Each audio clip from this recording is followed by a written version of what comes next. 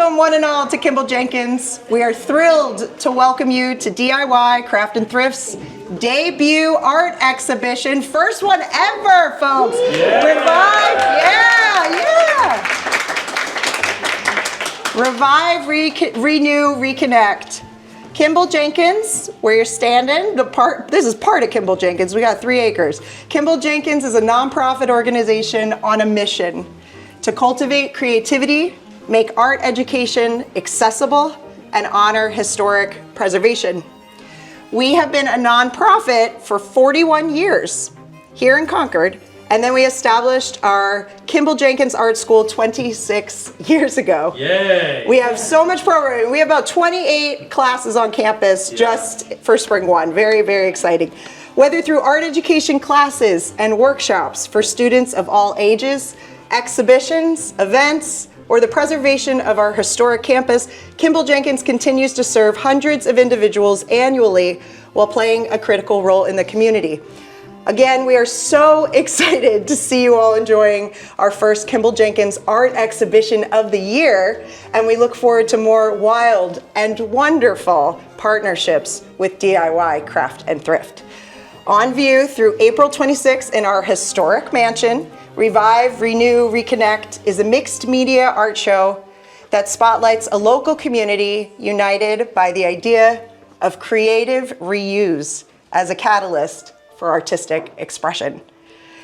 And without further ado, I'd love to introduce you to Joe Grubman, a founding member of the Art Alley Cats, DIY Craft and Thrift's resident artist.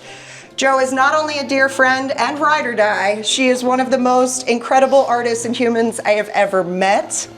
I am so thankful to be standing by her tonight, along with the phenomenal Kaya Gable, owner of DIY Craft and Thrift, and inspirer and connector of just about everyone you can imagine. I love you both. Here's Joe. Thank you. So, I'm Joe. One of the first things you see when you walk into DIY Craft and Thrift is a sign on the register. It has been this many days since our last incident. Now, DIY has been operating, I'll get to more of that later. DIY has been operating as a storefront for more than 575 days. That's a lot of days! Yes, amazing. Everyone was doing math. They're like, how many years is that? It's almost 2 years. It's a year and a half. It's Over awesome. 2 years. And Yeah, 2 years. The artist section moved in more than 514 days ago. And when the artists, about 10 of us, started renting out the shop space alongside DIY in November of 2023, it was initially just a holiday art pop-up to run through December 31st. So we came in, we set up our booths, we were demonstrating and selling our artwork. And it makes sense, having a shop with a continuous stream of donated art supplies next to a community of artists uncontrollably addicted to hoarding those supplies. It's true. It's so true. Good timing. It's like an infinite loop of creativity that feeds on itself and continues to grow to this day. 4 artists from that original market still remain within the shop space in some capacity. Chris McCosh, who makes fiber art and homespun yarn. Marie Gervasio, a prolific painter, sketch artist, teacher, and more. Myself, wood burning primarily, and Saad Hindal, known for his wildly colorful paintings and murals, who's on his annual trip to Egypt, but we've honored him here with 2 of his painted furniture pieces, including the rocking horse he gifted to my son last year. Yeah. Rocky Road! And today, our resident artists, Marie, myself, Ashley Truitt, Danny with Interior Aggression, Corvide, Kaya, Mark, and Anna rent individual spaces spanning the length of one side of the shop space, while DIY has expanded to take the majority of the building. Queer Elective is an art collective based in Manchester. They've also moved in and expanded from a single table run by Randall, their founder, a year ago, to a large chunk of space along the back wall, with consignment retail from local artists and a workshop area. And roughly in the middle is our flex space, which shifts to accommodate for open mics, pop-up art events with extra local vendors, artist workshops, individual lessons, community events. You get the idea. So the space has evolved since that holiday art market in 2023. And along the way, the resident artist section has evolved into the Art Alley Cats. And this is a namesake coined by Ashley in reference to DIY Craft and Thrift's nickname, DIY Cat. And through all this growth, I can say with confidence that we have gone 0 days without an incident. If the time says otherwise, it's lying. But what constitutes an incident? About a retired special education teacher walking in one day to donate his widow's craft supplies and permanently cementing himself as our shop grandpa, when he and I realized that our lives are connected in a way we would have never known about if not for this place. And now Brian's got his own artwork on the walls at DIY, and if you come by, you'll probably find him relaxing in a comfy chair or playing with my 3-year-old son, Rocky. Speaking of incidents, Rocky has been honored to receive Employee of the Month every month, and he earns it. I watched my boy take some of his first steps in our shop, and quite a few of us are familiar with his catchphrase, "Don't forget to eat your vegetables." He and I have grown immeasurably because of our place here with the Alley Cats and at DIY. And a recent incident was when Lindsay called me up to ask if I could help her bring a dream she's had for so long to life. This exhibit is her brainchild.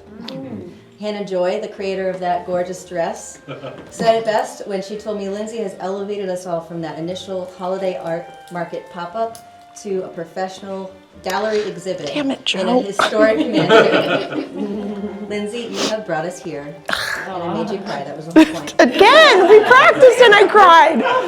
This is what happens when you take a big idea from Lindsay Wolfe, add the incredible Kimball Jenkins, and multiply by the artists of DIY Craft and Thrift. You get the essence of DIY in exhibit form, and Kaya Gable is the origin point. She's the founder of DIY Craft and Thrift, and none of us would be here together if not for her.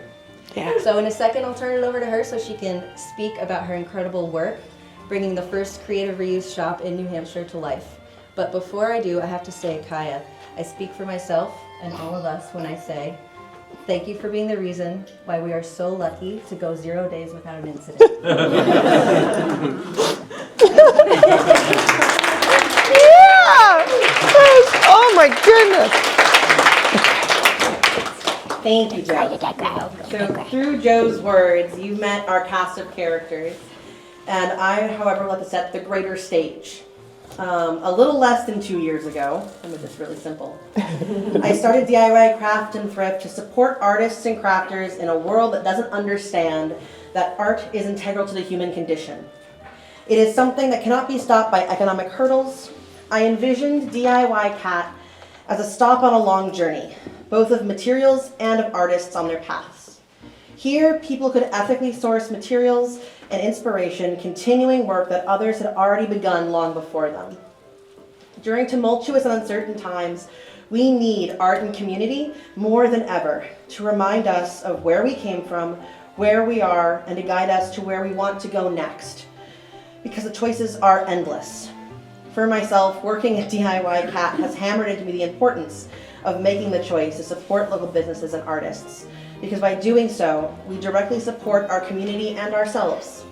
When I engage with art, I am not only collaborating with the artists and the other observers, I'm collaborating with my soul. A painting can remind me of my grandmother. A pair of earrings will be a gift to a dear friend. A stuffed animal will give comfort to a child when I am not there to hug them.